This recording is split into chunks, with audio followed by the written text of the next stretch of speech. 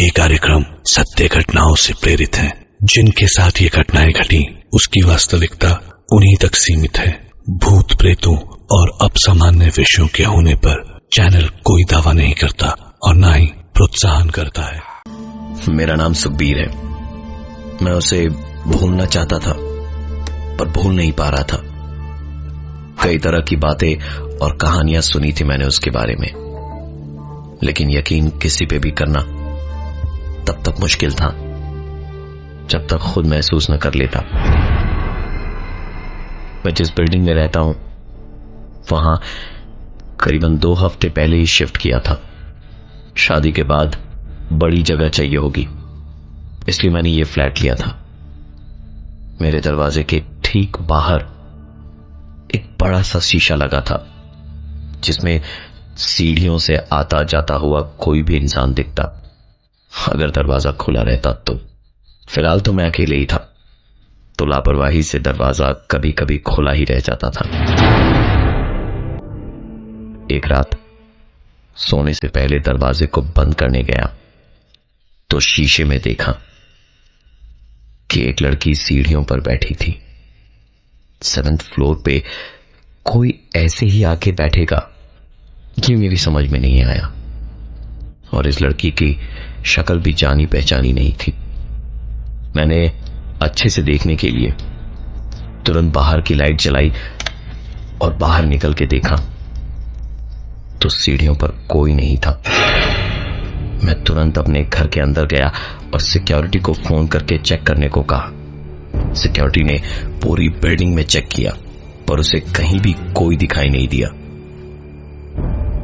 इसके बाद मैं सिक्योरिटी के साथ ही रहा, लेकिन कोई फायदा नहीं हुआ क्योंकि मुझे भी इस पूरी बिल्डिंग में कहीं कोई लड़की दोबारा नजर नहीं आई। सब कुछ चेक करने के बाद जब मैं अपने फ्लैट में दोबारा घुसा तो पूरे फ्लैट में एक अजीब सी महक थी और मेरे घर का सारा सामान उथल पुथल था। ये हो ना हो उसी लड़की का काम हो सकता है। मैंने बिना किसी चीज को हाथ लगाए सबसे पहले अलमारी में पैसे और डॉक्यूमेंट्स चेक किए। सब कुछ अपनी जगह पे था, कुछ भी चोरी या गायब नहीं हुआ था। मैंने तुरंत दरवाजे पे लगे इंटरकॉम से सिक्योरिटी को फिर से फोन किया और मेरी मदद के लिए ऊपर आने को कहा और बाहर ही खड़ा इंतजार करने लगा।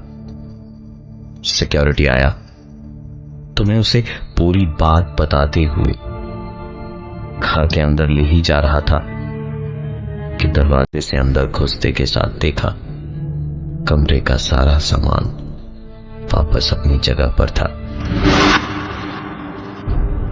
सिक्योरिटी ने यह देखकर कहा, सर आप बहुत काम करते हैं ना, इसलिए ऐसा हो रहा है। आप थोड़ा आराम कीजिए, सब कुछ ठीक हो जाएगा।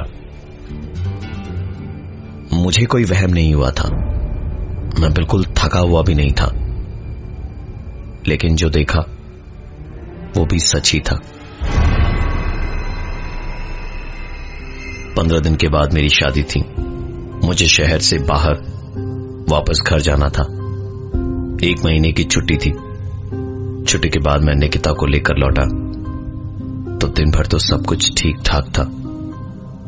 रात का डिनर हमने बाहर से ऑर्डर किया और खाना खाने के बाद थकान के कारण नींद कब आई पता ही नहीं चला।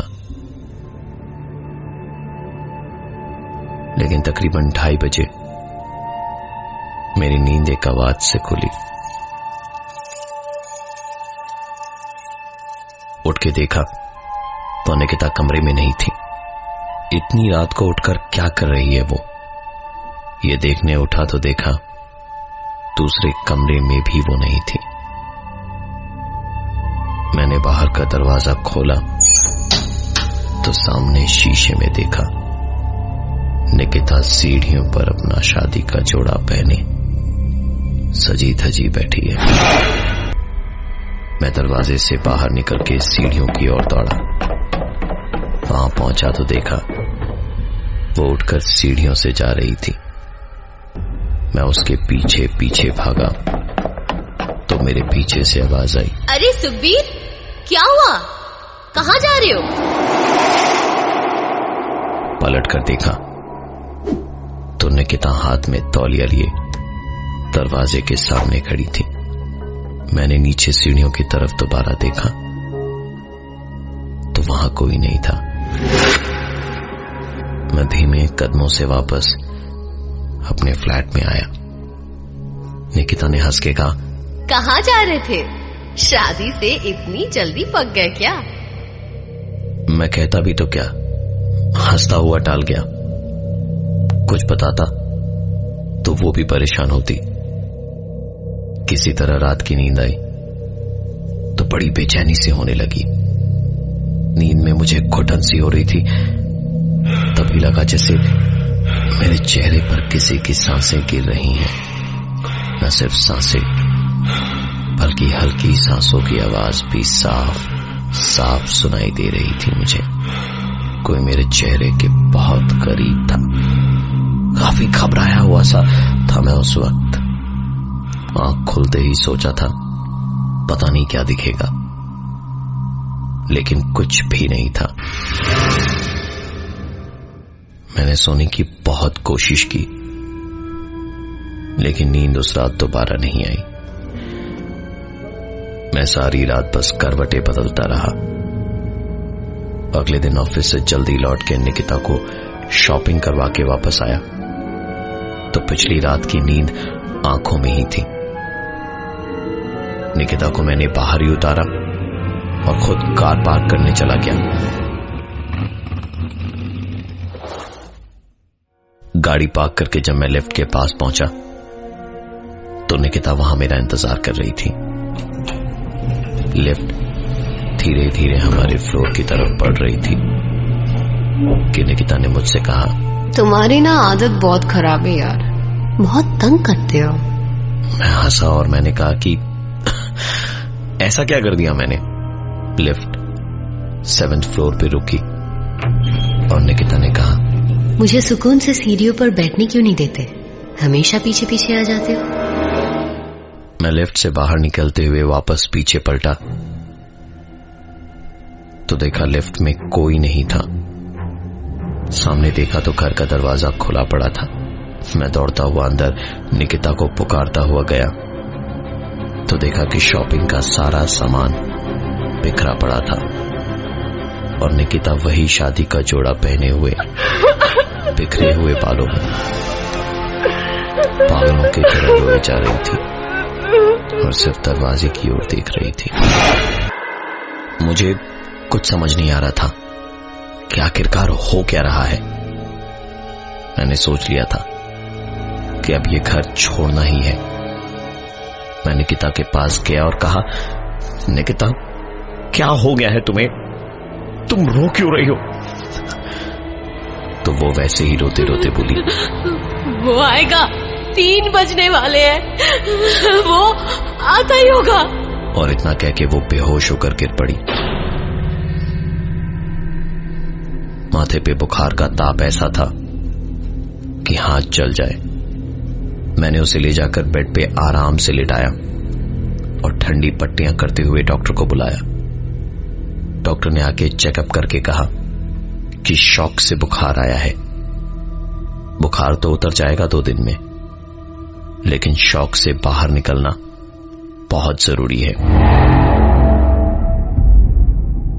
नीचे से ऊपर आने में ऐसा क्या हो गया कि निकिता को शॉक लगा और वो ऐसा बिहेव करने लगी। मैं ये सब कुछ सोच सोच के पागल हुए जा रहा था। मैंने सोच तो लिया ही था कि इस फ्लैट को छोड़ देना है, लेकिन ये सब क्या है ये जानना भी मेरे लिए काफी जरूरी था। सिक्योरिटी में एक तो पुराने लोग भी थे। सोचा सुबह उन्हीं से पूछूंगा। इस बीच मैं निकिता को भी देख रहा था। वो सुकून से सो रही थी। बीच में मैं बाथरूम गया और जब बाहर आया तो देखा निकिता कमरे में नहीं थी। मैं तुरंत बाहर भागा। सोचा था वो शायद फिर से सीढ़ियों पर ही होगी, लेकिन बाहर जाके सीढ़ियों पे देखा तो सीढ़ियों पर निकिता नहीं थी। मैं सीढ़ियों पर ही नीचे के 3 फ्लोर तक गया, लेकिन निकिता कहीं नहीं दिखी। उसके बाद वापस आकर 2 और फ्लोर तक ऊपर गया, निकिता वहां भी नहीं थी। मैं क्या करूं या क्या ना करूं, मुझे कुछ समझ नहीं आ रहा था। सोचा सिक्योरिटी को भी इन्फॉर्म कर दूं। इंटरकॉम सर्विस यूज करने के लिए अंदर की तरफ भागा और अंदर जाकर के मैंने इंटरकॉम से फोन मिलाया। सिक्योरिटी फोन उठाए उससे पहले ही दरवाजे के बाहर आईने में मुझे निकिता बैठी हुई दिखी। मैं फोन रखूं इससे पहले एक आवाज आई, मुझे सुकून से बैठने दो, बाहर मत आना प्लीज। मुझे कुछ समझ नहीं आ रहा था। निकिता की फिक्र में पागल हुआ जा रहा था मैं। दौड़कर जब बाहर गया निकिता को लाने के लिए, तो देखा निकिता बैठी सीढ़ियों पे, कभी रो रही थी तो कभी हंस रही थी। मैं पीछे से गया और मैंने कहा, निकिता क्या हुआ? चलो अंदर चलो यार, देर हो गई है। डॉक्टर ने आराम करने को कहा है ना, तो चलो अंदर चल के लेट जाओ। निकिता जैसे एकदम से निकिता न होकर कोई और बन गई थी और गुर्रा कर एक अलग सी आवाज में उसने कहा, मैं नहीं जाऊंगी यहाँ से। उसने कहा था यही मेरा इंतजार करना, वो आएगा और मैं यही बैठ के उसका इंतजार करती रहूंगी। मैं यानी कि सुखबीर ये सब सुनकर शायद घबरा गया था, इसलिए इस बार जोर से चिल्लाकर मैंने कहा, निकिता बस करो, चलो अंदर, वरना मैं चला जाऊंगा यहां से तुम्हें हमेशा हमेशा के लिए छोड़कर। और मेरे ऐसा कहते के साथ ही जैसे पता नहीं क्या हुआ, निकिता ने पलट के कहा, नहीं, तुम इसे छोड़ के मत जाना, वरना इसका भी मेरी तरह वही हाल होगा। मैं जा रही हूँ यहाँ से, अब यहाँ और कोई नहीं मरेगा, कोई नहीं मरेगा। इसके बाद निकिता बुरी तरह से चीखी और फिर बेहोश हो गई। मैं उसे उठाकर अंदर ले गया और सुबह तक उसका बुखार भी उतर गया था, लेकिन कमजोरी जाते जाते काफी वक्त लगा। निकिता के ठीक हो जाने के बाद उसने मुझे बताया कि उस रात जब लिफ्ट में चढ़ के वो इस घर की ओर आ रही थी, तो उसने घर के सामने सीढ़ियों पर किसी लड़की को देखा था। जैसे ही निकिता पूछने को उसके पास गई, वो लड़की एकदम से पागल हो गई और उसने निकिता पर हमला कर दिया। निकिता हाथ पैर चला रही थी, लेकिन सब कुछ हवा में ही था। निकिता उस लड़की को छू भी नहीं पा रही थी। निकिता उठकर जब अंदर की ओर भागी, तो शीशे में उसने अपने आप को नहीं, उस लड़की को देखा और उसके बाद से उसे कुछ भी याद नहीं था। मकान मालिक से पूछा तो पता चला कि एक लड़की इससे पहले यहां रहती थी। वो एक लड़की से बेहद प्यार करती थी। दोनों की शादी की बात सिर्फ इसलिए टूट गई क्योंकि लड़का बहुत अमीर था और लड़की मिडिल क्लास। सबके अगेंस्ट जाकर दोनों ने कोर्ट मैरिज करने की ठानी, और जिस दिन दोनों की कोर्ट मैरिज होनी थी, उस दिन लड़के ने कहीं और शादी कर ली और वो लड़की यहीं सीढ़ियों पर इंतजार करती रह गई। जब उसके एक दोस्त ने आकर उसे खबर दी, तो सीढ़ियों से उतरते वक्त उसका पैर फिसला और इन्हीं सीढ़ियों पर गिरकर उसकी मौत हो गई थी। सच ही है, प्यार की भी सही कीमत लगाने वाला चाहिए जिंदगी के बाजार में।